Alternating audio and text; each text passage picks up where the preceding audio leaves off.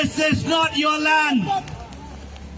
No Allahu Akbar in Meghalaya. This is not your land and no আল্লাহু আকবার in Meghalaya. একজন গারো সম্প্রদায়ের নেতা সে বাঙালি মুসলমানদেরকে টার্গেট করে বলছে, তোমরা বাংলাদেশ থেকে অবৈধ প্রবেশকারী মুসলমান এই ভারতবর্ষে এসেছো, তোমাদের দেশ এটা নয়, তোমরা বাংলাদেশে চলে যাও। এবং এই বক্তব্য দেওয়ার পরে মেঘালয়ে মুসলিম বিদ্বেষ চরম পর্যায়ে পৌঁছে গেছে।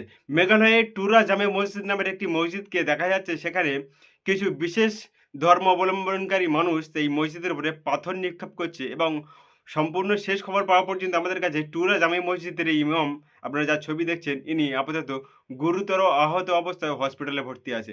একবার ভেবে দেখুন ভারতবর্ষে মুসলিম বিদ্বেষ কত চরম পর্যায়ে পৌঁছে গেছে।